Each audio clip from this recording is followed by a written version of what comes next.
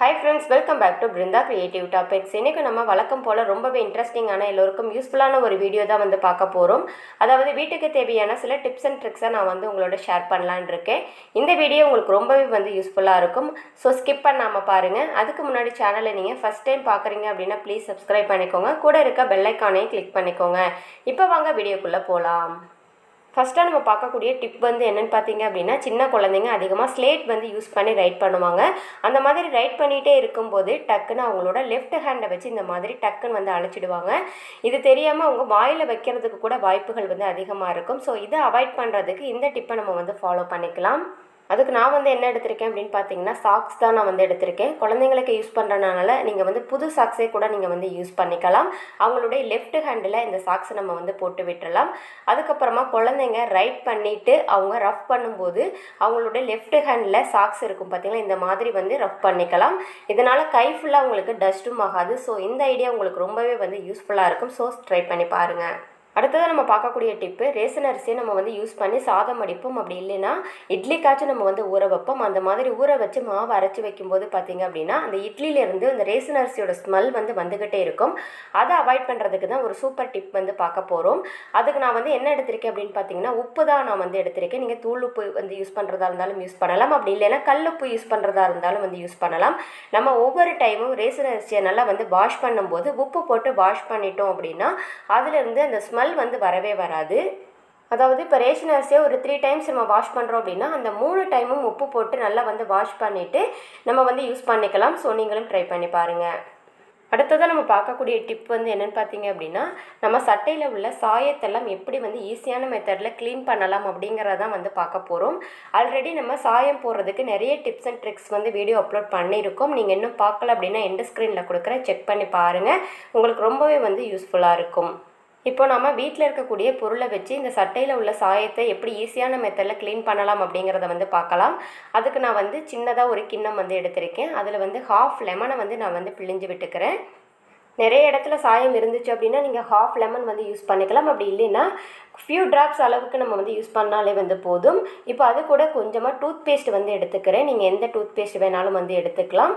இப்போ இது ரெண்டையும் நல்லா மிக்ஸ் பண்ணி விட்டுக்கோங்க. மிக்ஸ் பண்ண பார்த்தீங்க அப்படின்னா நல்லா நுரைச்சி வரும். நல்லா மிக்ஸ் பண்ணதுக்கப்புறமா நான் ஒரு ஸ்க்ரப்பர் தான் எடுத்திருக்கேன். கொஞ்சமாக நம்ம மிக்ஸ் பண்ணின அந்த லெமனையும் பேஸ்ட்டையும் வச்சு சாயம் எங்கே இருக்கோ நல்லா ஸ்க்ரப் பண்ணி விடுங்க. நீங்கள் துணி தேய்க்கிறதுக்கு யூஸ் பண்ணக்கூடிய ப்ரஷ்ஷு கூட யூஸ் பண்ணிக்கலாம். இது மாதிரி நல்லா தேய்ச்சி விட்டுட்டே இருந்தோம் அப்படின்னா இதில் உள்ள சாயம் எல்லாம் நமக்கு போக ஆரம்பிக்கும். ரொம்ப ஸ்ட்ரெயின் பண்ணி தேய்க்கணும் அப்படிங்கிற அவசியம் இல்லை. ரொம்ப நாள் ஆன சாயம் அப்படின்னா மட்டும்தான் கொஞ்சம் ஸ்ட்ரெயின் பண்ண வேண்டியதாக இருக்கும். உடனே நம்ம சாயத்தை பார்த்துட்டோம் அப்படின்னா உடனே நம்ம வாஷ் பண்ணிடலாம். இப்போ நம்ம தேய்ச்சதை தண்ணியில் வாஷ் பண்ணிவிட்டு நம்ம பார்க்கலாம். இப்போ பார்த்தீங்க அப்படின்னா இந்த சட்டையில் கொஞ்சம் கூட சாயம் இல்லவே இல்லை. இதே மாதிரி வேறு எங்கெல்லாம் சாயம் இருக்குதோ அதை நம்ம க்ளீன் பண்ணிவிட்டு வாஷ் பண்ணிவிட்டு பார்க்கலாம். இப்போ இந்த சட்டையில் உள்ள சாயம் எல்லாம் போயிடுச்சு. நல்லா நம்ம வாஷ் பண்ணிவிட்டு காய வச்சுட்டு எடுத்தாச்சு. இப்போ பார்த்தீங்க அப்படின்னா நல்லாவே உங்களுக்கு டிஃப்ரென்ஸ் தெரியும் அப்படின்னு நினைக்கிறேன். இந்த மாதிரி சாயத்தை ஈஸியான மெத்தடில் நம்மளால் வீட்டில் இருக்கக்கூடிய பொருளை வச்சு நம்மளால் க்ளீன் பண்ணி எடுக்க முடியும்.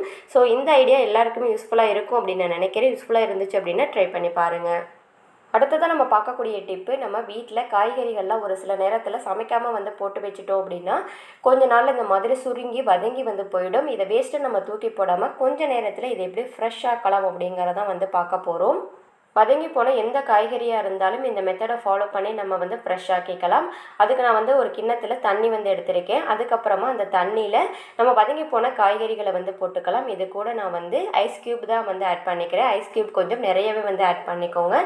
இந்த ஐஸ் க்யூப் ஆட் பண்ணனால இந்த தண்ணி நல்லாவே ஜில்லுன்னு இருக்கும். ஒரு 10 நிமிஷம் அப்படியே இருந்தால் மட்டும் போதும். நம்ம வதங்கி வேஸ்ட்டு தூக்கி போடக்கூடிய காய் கொஞ்சம் நேரத்தில் ஃப்ரெஷ்ஷாக மாறிடும். பொதுவாக காய்கறிகள் வதங்கி போயிடுச்சு அப்படின்னா அதை கட் பண்ணுறது ரொம்ப சிரமமாக இருக்கும். ஸோ இந்த மெத்தடை யூஸ் பண்ணி நம்ம காயை ஃப்ரெஷ் பண்ணிவிட்டு அதுக்கப்புறமா கட் பண்ணும்போது நம்ம நார்மல் காய் எப்படி கட் பண்ணுறோமோ அந்த மாதிரி தான் இருக்கும். ஸோ நீங்களும் ட்ரை பண்ணி பாருங்கள். நெக்ஸ்ட்டு டிப்பு, நம்ம நெயில் பாலிஷ் கலராக நிறைய யூஸ் பண்ணுவோம். இதை ஸ்டோர் பண்ணுற இடம் அப்படின்னு பார்த்தீங்கன்னா நம்மளோட ட்ரெஸ்ஸிங் டேபிளாக தான் இருக்கும். மேக்ஸிமம் நெயில் பாலிஷை நம்ம வெளியிலே ஸ்டோர் பண்ணும்போது பார்த்திங்க அப்படின்னா கொஞ்சம் நாளில் அது கட்டியாகி வீணாக போயிடும். அதை அவாய்ட் பண்ணுறதுக்கு இந்த சிம்பிள் டிப்பை ஃபாலோ பண்ணிக்கலாம். அதுக்கு நான் என்ன எடுத்திருக்கேன் அப்படின்னு பார்த்தீங்கன்னா ரின் பாட்டில் தான் எடுத்திருக்கேன். வேஸ்ட்டாக நம்ம தூக்கி போடக்கூடிய ரின் பாட்டிலை இந்த சைஸுக்கு மட்டும் நம்ம கட் பண்ணி எடுத்துக்கலாம். அதாவது இந்த மாதிரி கட் பண்ணிக்கோங்க. கட் பண்ணதுக்கப்புறமா நம்மக்கிட்ட இருக்கக்கூடிய எல்லா நெயில் பாலிஷையும் இந்த பாக்ஸில் நம்ம வந்து ஸ்டோர் பண்ணிக்கலாம். ஸ்டோர் பண்ணதுக்கப்புறமா இது எங்கே வந்து வைக்க போகிறோம் அப்படின்னு பார்த்தீங்கன்னா ஃப்ரிட்ஜில் தான் வந்து ஸ்டோர் பண்ண போகிறோம். அதாவது ஃப்ரிட்ஜில் உள்ள டோரில் பார்த்திங்க அப்படின்னா இந்த மாதிரி சின்னதாக பைண்டர் கிளிப் வந்து போட்டுட்டு நம்ம வந்து ஸ்டோர் பண்ணிக்கலாம். இதை க்ளோஸ் பண்ணுறதுக்கும் நமக்கு ரொம்பவே வந்து ஈஸியாக இருக்கும். எந்த ஒரு டிஸ்டர்பன்ஸும் நமக்கு வந்து ஆகாது. அப்படி இல்லை அப்படின்னா நீங்கள் டைரெக்டாக உங்களுக்கு எங்கே கம்ஃபர்டபுளாக இருக்கோ ஃப்ரிட்ஜில் வந்து ஸ்டோர் பண்ணிக்கலாம். ஃப்ரிட்ஜில் நம்ம நெயில் பாலிஷை வந்து வைக்கும்போது பார்த்திங்க அப்படின்னா எத்தனை நாள் ஆனாலும் அது வந்து கட்டியே ஆகவே ஆகாது. ஸோ நீங்களும் ட்ரை பண்ணி பாருங்கள். நெக்ஸ்ட்டு நம்ம பார்க்கக்கூடிய டிப்பு, நம்ம இஞ்சியெல்லாம் வந்து வாங்கி அப்படியே ஸ்டோர் பண்ணும்போது அதோட தோல் வந்து சுருங்கிட்டு சீக்கிரமாக நமக்கு வந்து வீணாகும். அதை அவாய்ட் பண்ணுறதுக்கு இந்த சிம்பிள் டிப்பை வந்து ஃபாலோ பண்ணிக்கலாம். அதுக்கு நான் வந்து தூக்கி எறியக்கூடிய ஒரு டிஸ்போசபிள் பாக்ஸ் தான் நான் வந்து எடுத்திருக்கேன். இந்த பாக்ஸ் தான் எடுக்கணும் அப்படிங்கிறது கிடையாது. உங்களுக்கு எது கம்ஃபர்டபுளாக இருக்கோ அதை நீங்கள் வந்து எடுத்துக்கோங்க. இப்போ இஞ்சியை வந்து அந்த பாக்ஸில் வந்து போட்டுட்டு நான் வந்து தண்ணி ஃபுல்லாக மூழ்கிற அளவுக்கு தண்ணி வந்து ஊற்றிக்கிறேன். ஃபுல்லாக நம்ம தண்ணி வந்து ஊற்றுனதுக்கப்புறமா இதோட மூடியை போட்டு நம்ம வந்து க்ளோஸ் பண்ணிவிட்டு ஃப்ரிட்ஜில் ஸ்டோர் பண்ணுறதா இருந்தாலும் வந்து ஸ்டோர் பண்ணலாம். அப்படி இல்லை அப்படின்னா நீங்கள் வெளியில் வச்சு ஸ்டோர் பண்ணுறதா இருந்தாலும் வந்து ஸ்டோர் பண்ணலாம். 2 days ஒன்ஸ் இந்த தண்ணியை மட்டும் நம்ம சேஞ்ச் பண்ணாலே வந்து போதும். இஞ்சி ரொம்ப நாளைக்கு வந்து ஃப்ரெஷ்ஷாக இருக்கும். நெக்ஸ்ட்டு டிப்பு, நம்ம கட்லெட் போடும்போது இந்த மாதிரி பிரெட் க்ரம்ஸ் வந்து யூஸ் பண்ணுவோம். அதாவது கட்லெட்டை நல்லா வந்து இந்த பிரெட் க்ரம்ஸில் டிப் பண்ணிவிட்டு எண்ணெயில் போட்டு வந்து பொரிச்சு எடுப்போம். அந்த மாதிரி பொரிச்சு எடுக்கும்போது ஒரு சில டைமில் அந்த எண்ணெயில் இந்த பிரெட் க்ரம்ஸ் வந்து உதிர ஆரம்பிக்கும்.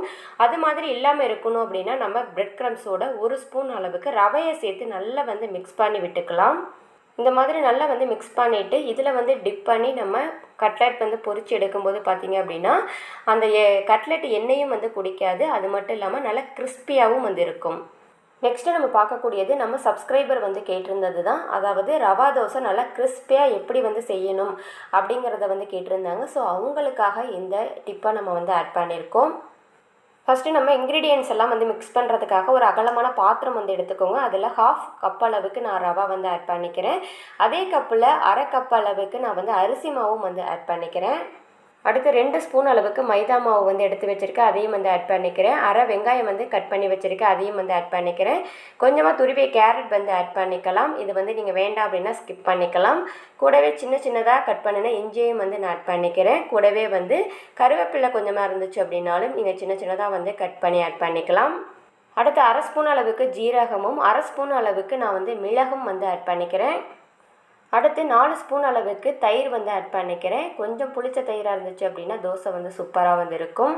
அடுத்ததாக தேவையான அளவு வந்து உப்பு ஆட் பண்ணிக்கிறேன். உப்பு ஆட் பண்ணதுக்கப்புறமா நம்ம தண்ணி ஊற்றி நல்லா வந்து மிக்ஸ் பண்ணி வந்து விட்டுக்கலாம். நல்லா தண்ணியாக வந்து கரைச்சி விட்டுக்கோங்க. அதாவது இந்த மாதிரி நல்லா வந்து தண்ணியாக மிக்ஸ் பண்ணதுக்கப்புறமா ஒரு பிளேட் போட்டு நம்ம வந்து மூடி வச்சிடலாம். ஒரு 10 நிமிஷம் வந்து அப்படியே இருக்கட்டும். 10 நிமிஷம் அப்புறம் நம்ம வந்து ஓப்பன் பண்ணி பார்த்தோம் அப்படின்னா இதில் உள்ள ரவையெல்லாம் ஊறி நல்லா வந்து சாஃப்டாக இருக்கும். அதை அப்படியே எடுத்துகிட்டு போயிட்டு நம்ம வந்து தோசை ஊற்றணும் அப்படின்னா தோசை வந்து கிறிஸ்பியாக வந்து வராது. ஏன்னா ரவை வந்து ஊறி நல்லா சாஃப்டாக இருக்கும். அப்போ வந்து நம்ம கொஞ்சமாக ரவையை வந்து ஆட் பண்ணிக்கலாம். அதாவது ஒரு 4 ஸ்பூன் அளவுக்கு ரவையை வந்து ஆட் பண்ணிவிட்டு கொஞ்சம் தண்ணி ஊற்றி நம்ம நல்லா வந்து மிக்ஸ் பண்ணி வந்து எடுத்துக்கலாம். ஹோட்டலெல்லாம் பார்த்தீங்க அப்படின்னா தோசை ஊற்றுறதுக்கு முன்னாடி கொஞ்சமாக ரவையை வந்து மிக்ஸ் பண்ணிப்பாங்க. ஏன்னா அப்போ தான் கிறிஸ்பியாக வரும் அப்படிங்கிறதுக்காக. தோசைக்கல் நல்லா சூடேறினதுக்கு அப்புறமா நம்ம வச்சுருக்கக்கூடிய மாவை இந்த மாதிரி நல்லா வந்து ஸ்ப்ரெட்டாக நம்ம வந்து ஊற்றி விட்டோம் அப்படின்னா நமக்கு வந்து தோசை வந்து சூப்பராக வந்து வரும். நம்ம தோசை ஊற்றும் போது ஒரு தடவை கலக்கி ஊற்றுற மாதிரி வந்து இருக்கும். ஏன்னா ரவை வந்து அடியில் வந்து தங்கிடும். கொஞ்சம் வெந்ததும் நான் வந்து எண்ணெய் ஆட் பண்ணிக்கிறேன். நீங்கள் நெய் யூஸ் பண்ணுறதா இருந்தாலும் வந்து யூஸ் பண்ணிக்கலாம். கொஞ்ச நேரத்துலேயே பார்த்திங்க அப்படின்னா தோசை நல்லா வெந்து கிறிஸ்பியாக நமக்கு வந்து கிடைக்கும்.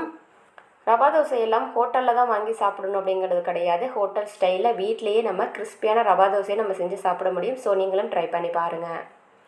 நெக்ஸ்ட்டு நம்ம பார்க்கக்கூடிய டிப் வந்து என்னென்னு பார்த்தீங்க அப்படின்னா நம்ம வெயில் காலத்தில் இந்த மாதிரி வடகம்லாம் வந்து போட்டு வச்சுருப்போம். அப்படியே போட்டு நம்ம ஸ்டோர் பண்ணி வைக்கும்போது பார்த்திங்க அப்படின்னா கொஞ்சம் நாள் அதில் ஃபங்கஸ் வந்து வர ஆரம்பிக்கும். அதுக்கு வந்து என்ன பண்ணலாம் அப்படின்னு பார்த்திங்கன்னா அடிக்கடி நம்ம வெயிலில் எடுத்து காய வச்சு நம்ம ஸ்டோர் பண்ணி வந்து வைக்கலாம். அப்படி இல்லை அப்படின்னா நம்ம இந்த மாதிரி ஒரு பேனில் போட்டு லைட்டாக சூடு பண்ணிவிட்டு நல்லா ஆற வச்சுட்டு அதுக்கப்புறமா அந்த பாக்ஸில் போட்டு ஸ்டோர் பண்ணி வச்சோம் அப்படின்னா வருஷமானாலும் இந்த வடகம் வந்து கெட்டு போகாது. ஸோ நீங்களும் ட்ரை பண்ணி பாருங்கள். அடுத்து கண்ணாடி கிளாஸஸ்லாம் நிறைய யூஸ் பண்ணாமல் இருந்துச்சு அப்படின்னா அதை எப்படி ரீயூஸ் பண்ணலாம் அப்படிங்கிறத வந்து பார்க்கலாம். கண்ணாடி கிளாஸில் இந்த மாதிரி கலர் ஸ்டோன் வந்து போட்டு வைக்கலாம். இந்த கலர் ஸ்டோன் பார்த்தீங்க அப்படின்னா ஜல்லிக்கல்லில் அக்ரிலிக் பெயிண்ட் வந்து அடித்தது தான். அதை வந்து அந்த கண்ணாடி கிளாஸில் வந்து போட்டு வச்சுட்டு அது மேலே வந்து ஒரு ஆர்டிஃபிஷியலான ஃப்ளவர் கொத்து வச்சு நம்ம ஷோகேஸில் வச்சோம் அப்படின்னா பார்க்குறதுக்கு டிரான்ஸ்பரண்ட்டாக ரொம்பவே அழகாக இருக்கும்.